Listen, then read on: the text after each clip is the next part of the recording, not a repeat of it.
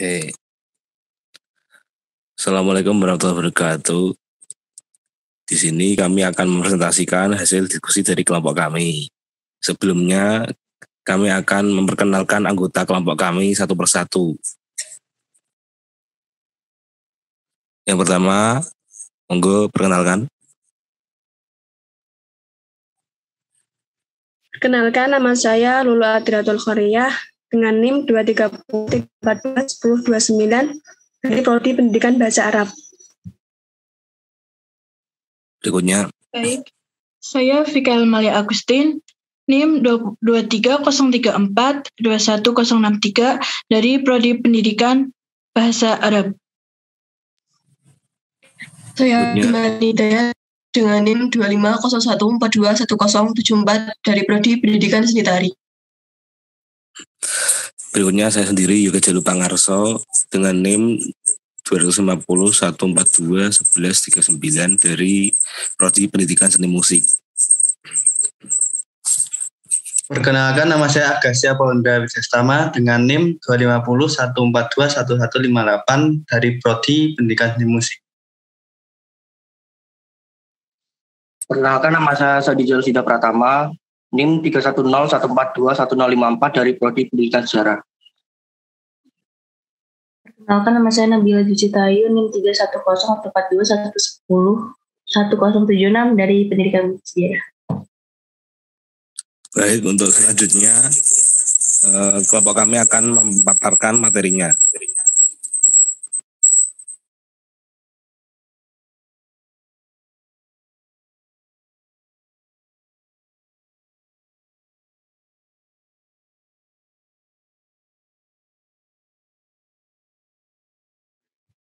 Oke, baik, saya akan menjelaskan tentang pengertian ulumul Quran. Jadi, Al-Quran diturunkan Allah SWT kepada manusia sebagai petunjuk mencapai keselamatan, kebahagiaan dunia dan akhirat. Pada masa Nabi, masalah-masalah yang timbul selalu dapat diselesaikan dengan mudah. Namun perkembangan selanjutnya tidaklah demikian. Dalam upaya menggali dan memahami isi Al-Quran, umat Islam perlu kepada alat untuk membedahnya. Mereka perlu untuk memahami Al-Quran. Ilmu atau alat yang diperlukan tidak cukup satu, tetapi sangat banyak. Maka muncullah istilah ulumul Quran. Ulumul Quran atau juga disebut sebagai ilmu Al-Quran adalah kumpulan sejumlah ilmu yang berhubungan dengan Al-Quran, baik dari segi keberadaannya sebagai Al-Quran maupun dari segi pemahaman terhadap apa yang terkandung di dalamnya. Dengan demikian, ilmu tafsir, ilmu qiraat, ilmu rasmil Quran, ilmu al-asbabun nuzul, dan ilmu-ilmu yang berhubungan dengan Al-Quran menjadi bagian dari ulumul Quran. Ulumul Quran atau ilmu Al-Quran adalah ilmu yang membahas masalah-masalah yang berhubungan dengan Quran dari dan segi asbabun nuzul, sebab-sebab turunnya Quran, pengumpulan dan penerbitan Quran, dan pengetahuan tentang surah-surah Mekah, Madinah, An-Nasih wal Mansuh, Al-Muhkah wal Mutasyabih, dan lain sebagainya yang berhubungan dengan Quran. Dengan etimologi, kata ulumul Quran berasal dari bahasa Arab yang terdiri dari dua kata, yaitu ulum dan Al-Quran. Kata ulum menurut pengertian dari segi bahasa artinya al-fahmu wa al-ma'rifat, pemahaman atau pengetahuan, atau juga berarti ilmu-ilmu. Dan kata Al-Quran menurut pembagian dari segi bahasa Al-Quran dalam bentuk masdar dari kata kerja qara'ah, berarti bacaan.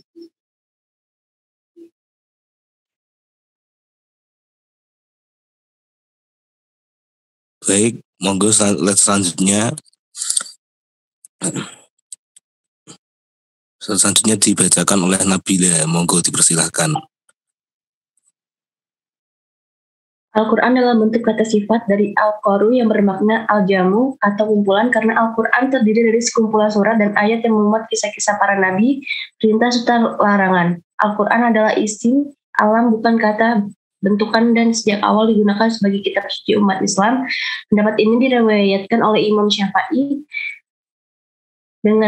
Sedangkan Al-Quran menurut pengertian dari segi istilah adalah pembahasan masalah yang berhubungan dengan Al-Quran dari segi turunannya, urutan-urutannya, pengumpulannya, penulisannya, bacaannya, mukjizatnya, nasih, dan mansuknya dan penolakan atau bantahan terhadap hal-hal yang menimbulkan keraguan terhadap Al-Quran.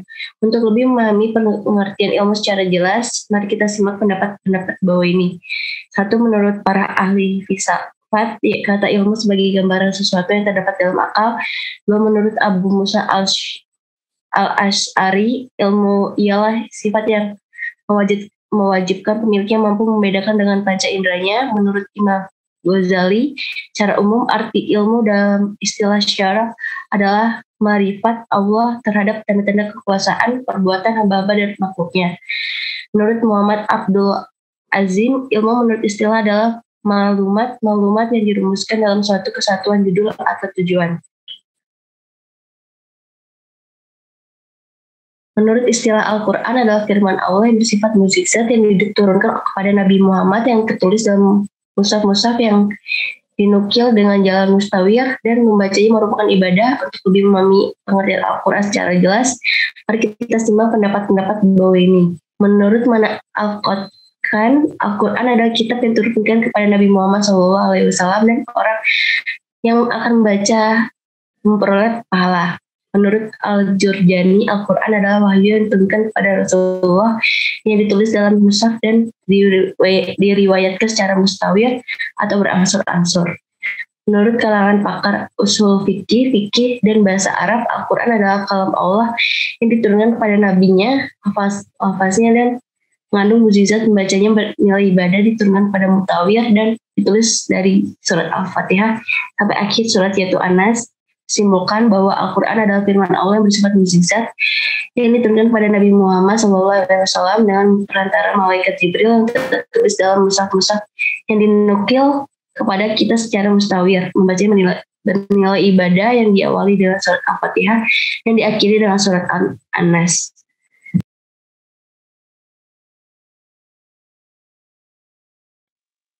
Berikutnya Vika. Baik, dilihat dari terminologi, terdapat berbagai pendapat para ulama terhadap definisi ulumul Quran. Antara lain, yang pertama yaitu menurut As-Suyuti dalam kitab Itmamu Al-Dirayah mengatakan bahwa ulumul Quran adalah ilmu yang membahas tentang keadaan Al-Quran dari segi turunnya, sanadnya, adab makna-maknanya, baik yang berhubungan dengan lafaz-lafaznya maupun hukum-hukumnya. Yang kedua yaitu menurut Al-Zarqani dalam kitab Manahilul Itfan fi Ulumil Quran mengatakan bahwa ulumul Quran adalah beberapa pembahasan yang berhubungan dengan Al-Quran dari turunnya, urutannya, pengumpulannya, penulisannya, bacaannya, penafsirannya, kemukjizatannya, nasih mansuhnya, penolakan hal-hal yang bisa menimbulkan keraguan terhadapnya.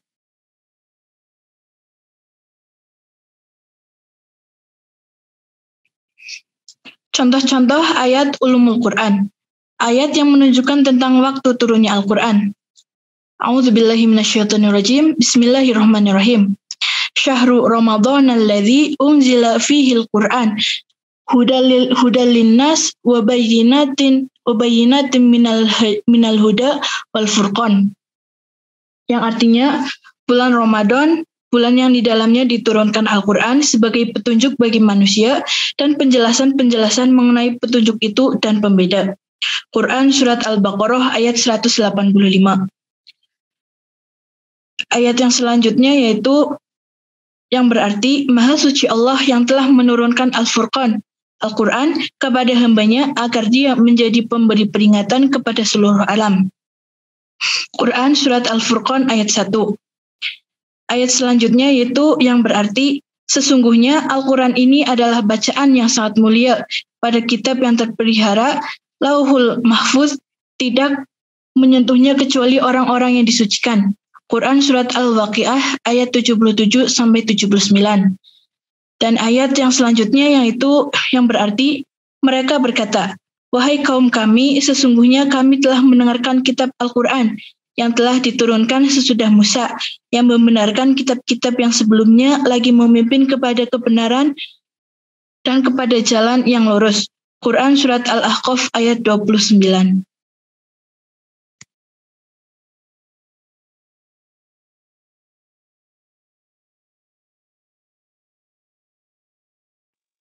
Slide berikutnya, monggo Rani.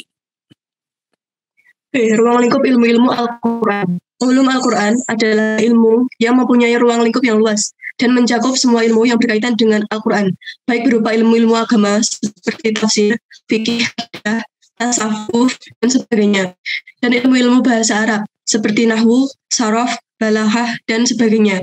Bahkan sebagian ulama, diantaranya Az-Zarkashi, dalam kitabnya Al-Burhan fi Ulumil Quran, menyebutkan bahwa ilmu-ilmu Al-Quran tidak terhitung banyaknya.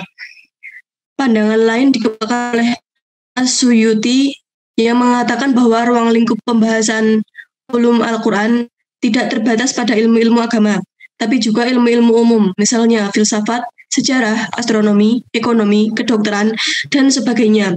Sesuai tema yang dibawa oleh ayat-ayat Al-Quran yang bersangkutan pandangan sejalan dengan pendapat Abu Bakar Ibn al-Arbi yang mengatakan bahwa ulum Al-Quran memiliki banyak cabang ilmu-ilmu yang tak terhitung banyaknya.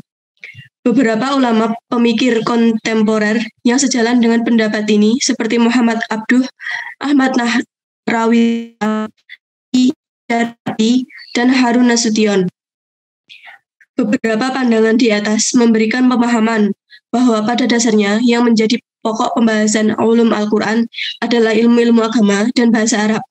Namun, melihat kenyataan ada ayat-ayat yang menyangkut berbagai aspek kehidupan dan tuntutan yang semakin besar kepada petunjuk Al-Quran, maka untuk menafsirkan ayat-ayat yang menyangkut disiplin ilmu tertentu memerlukan pengetahuan tentang ilmu tersebut. Misalnya, penafsiran ayat-ayat kauni memerlukan pengetahuan astronomi, ayat-ayat ekonomi memerlukan ilmu ekonomi, dan ayat-ayat politik memerlukan ilmu politik, dan sebagainya.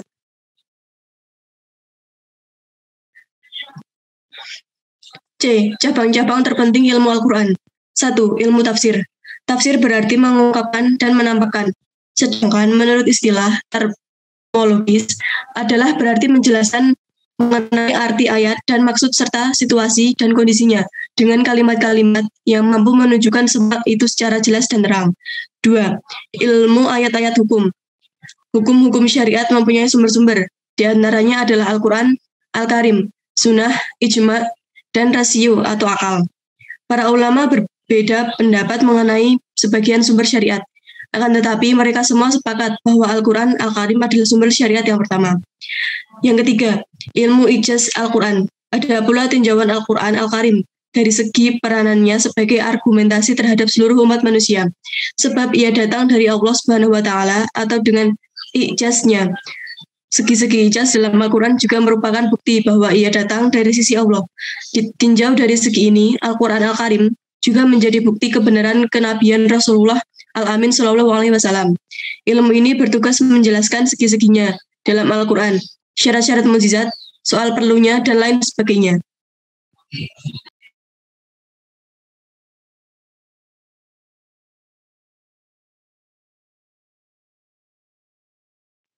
Oke, selanjutnya ilmu makiyah dan madaniyah. Ada juga tinjauan Al-Quran Al-Karim dari segi turunnya kepada Rasulullah yang mulia. Baik dari segi waktu turunnya ayat sebelum hijrah atau sesudahnya, baik dari segi tempat turunnya ayat tersebut, baik di Mekah ataupun di Madinah, tanpa memandang sebelum atau sesudah hijrah. Ilmu asbab al-nuzul. Ilmu ini adalah mengungkap kejadian-kejadian historis serta peristiwa-peristiwa yang latar belakangi turunnya Al-Quran. Tinjauan terhadap Al-Quran Al-Karim mengetahui mana ayat yang pertama turun terlebih dahulu dan mana yang belakangan. Ilmu ini juga mempunyai peran yang besar dalam menjelaskan esensi ayat, maksud yang dikehendakinya maupun jangkauan dan sasaran yang dikandungnya. Berikutnya, ilmu nasik dan mansuk. Istilah nasik terkadang berarti menghilang. Mengenai arti ini Allah Subhanahu wa Ta'ala berfirman, Allah menghilangkan apa yang dimasukkan setan itu dan Allah menguatkan ayat-ayatnya. Quran surat Al-Hajj. Ilmu muhkam dan mutasyabih. Nah, dapat dikatakan bahwa Al-Quran Al-Karim seluruhnya bersifat muhkam jika yang dimaksud muhkam adalah kesempurnaan atau itqon dan tidak ada kekurangan dan pertentangan mengenainya.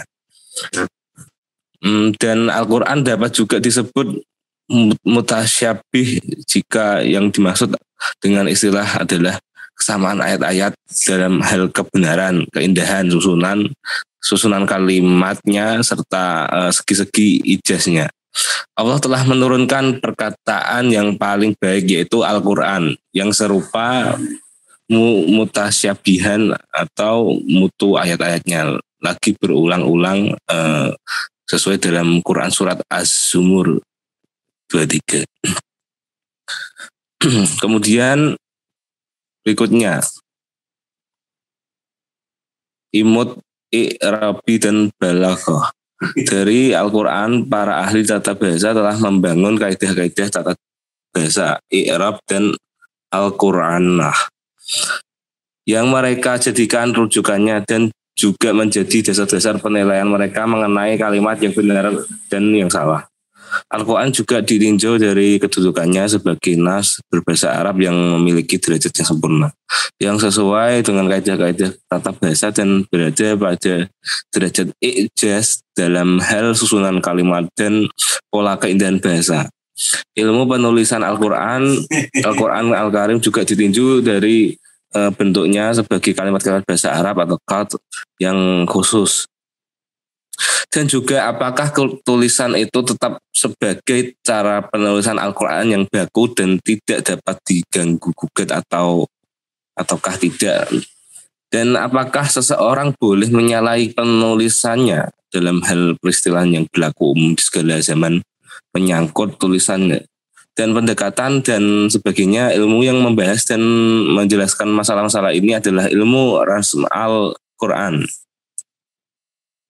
Ilmu qiraat. Nah, Al-Quran Al-Karim juga ditinjau dari segi kalimat-kalimat yang dihafalkan secara khusus. Juga ditinjau dari segi jenis-jenis bacaan qiraat yang diriwayatkan dan diakui mutabaroh, segi perbedaan-perbedaan di antara qiraat tersebut, tingkat-tingkat perbedaan dalam qiraat dan metode-metode untuk menerima atau menolaknya pendapat mengenai qiraat 7 dan kaitannya dengan 7 huruf di mana Al-Quran diturunkan. Qiraat yang paling utama serta masalah-masalah yang mencakup dalam masalah ilmu qiraat. Berikutnya,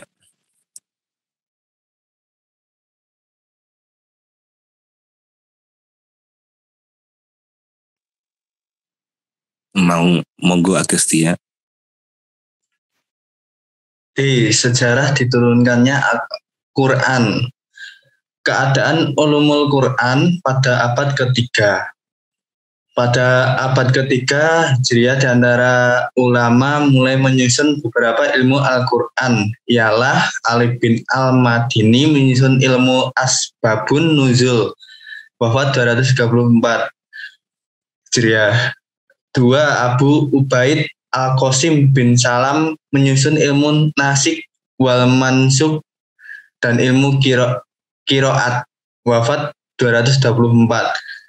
3. Ibn Qutaibah menyusun tentang problematika Quran, wafat 276. Ulama abad keempat, Muhammad bin Khalaf bin Marzaban menyusun Al-Hawi fa Ulumil Quran, wafat 309. Abu Muhammad bin Qasim Al-Anbari menulis tentang ilmu Al-Quran, wafat 309. Abu Bakar As-Hijistani menyusun Garibul Quran, wafat 330. Muhammad bin Ali Al-Atfawi menyusun Istighna fi Ulumil Quran, wafat 338.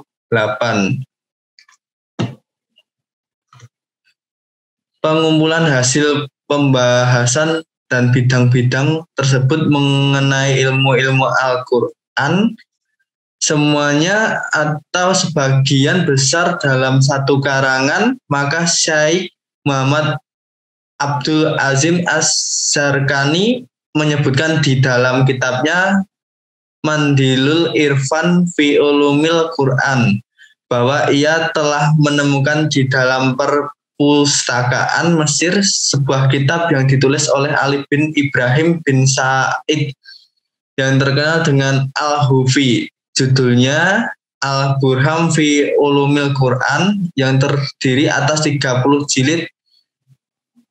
Dia membaca ilmu Quran yang dikandung ayat itu secara tersendiri, masing-masing diberi judul sendiri dan judul yang umum disebutkan dalam ayat dengan menulis al-qaul biqaulihi azza wa jalla atau mendapat mengenai firman Allah azza wa jalla dengan metode seperti ini. Al-Hufi dianggap sebagai orang pertama yang membukukan ulumul Quran, ilmu Quran, meskipun pembukuannya memakai cara tertentu seperti yang disebutkan tadi. Ia wafat pada tahun 330 Hijriah. Pada abad ke-5 Hijriah mulai disusun ilmu I'robil Quran dan masih terus menulis ulumul Quran. Ialah Ali bin Ibrahim bin Sa'id Al-Kufi Abu Amar Al-Dani. Pada abad ke-6, di samping terdapat ulama yang meneruskan pengembangan ulumul Quran, juga terdapat ulama yang memulai menyusun ilmu mubamatil Quran. Mereka itu antara lain ialah 1. Abul Qasim dan Abdurrahman Al-Suhaili. 2. Ibnu Jauzi, wafat pada 597 Hijriah. Oke, berikutnya silakan Sandi. Keadaan ulumul Quran pada abad ke-7 dan 8 Hijriah. Pada abad ke-7 Hijriah, ilmu-ilmu Al-Quran terus berkembang dengan mulai tersusunnya ilmu majazul Quran dan ilmu qiraat, diantaranya Ibnu Abdissalam, Alamuddin Al-Saqawi, dan Abu Syama. Pada abad ke-8 Hijriah, muncullah beberapa ulama yang menyusun ilmu-ilmu baru, diantaranya Ibnu Abil Isba yang menyusun ilmu Badalul Quran, Badaiul Quran, Ibnu Qayyim yang menyusun ilmu Aqsamil Quran, Najmuddin Al-Tufi yang menyusun ilmu Jajil Quran atau ilmu Jadadil Quran, Abul Hasan Al-Mawardi yang menyusun ilmu Amtasalil Quran, dan Badruddin Al-Zarkasi yang menyusun kitab Al-Burhan fi Ulumil Quran.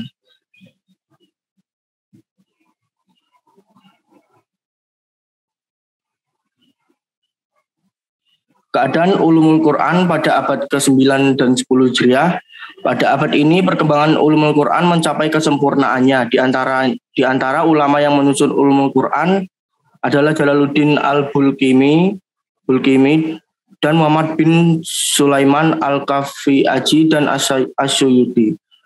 Keadaan ulumul Quran pada abad ke-14 Hijriah. Pada abad ini telah bangkit kembali perhatian ulama menyusun kitab-kitab yang membahas Al-Quran dan dari berbagai segi.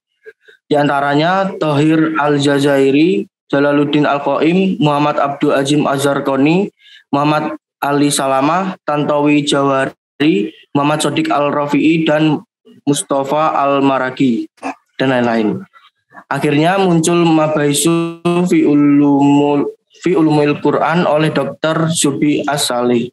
Juga Ustaz Ahmad Muhammad Jamal yang menulis beberapa studi sekitar masalah dalam Al-Quran. Pembahasan tersebut dikenal dengan sebutan ulumul Quran. Kata ulum jamak dari kata ilmu. Ilmu berarti al-fahmu wal idrak atau paham dan menguasai. Kemudian arti kata ini berubah menjadi masalah-masalah yang beraneka ragam yang disusun secara ilmiah. Ulumul Quran atau ilmu Quran adalah ilmu yang membahas masalah-masalah yang berhubungan dengan Quran dan segi asbabun nuzul, sebab-sebab turunnya Quran, pengumpulan dan penerbitan Quran, pengetahuan tentang surah-surah Makkah dan Madinah, an-nasik wal mansuk, al-mufham wal mutasyabi dan lain sebagainya berhubungan dengan Quran.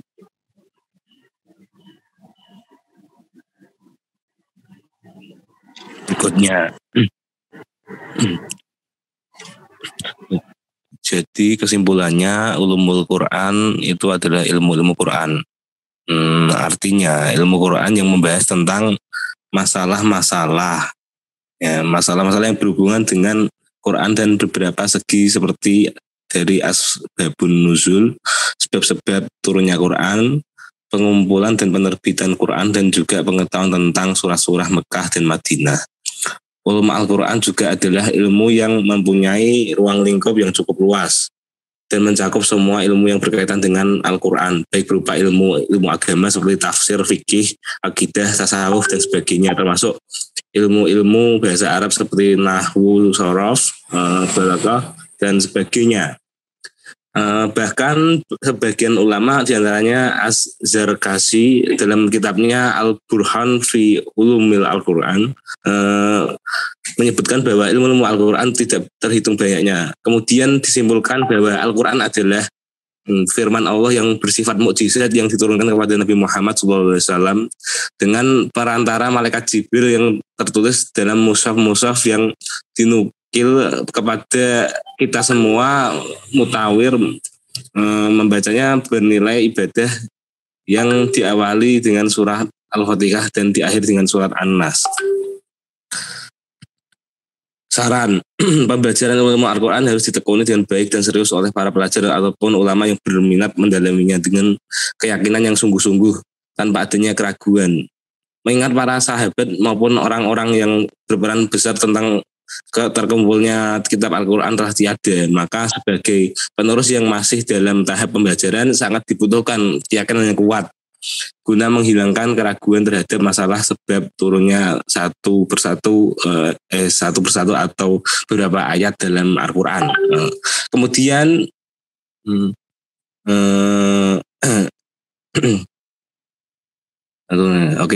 kemudian di samping itu perlu dilakukan penelitian atau kajian tentang ilmu-ilmu Al-Quran guna memperkuat keyakinan yang ragu dan supaya tidak terombang-ambing mengingat wujud Al-Quran dalam hidup umat manusia merupakan sebuah petunjuk, panduan dan landasan yang turunnya dari Allah Subhanahu wa taala.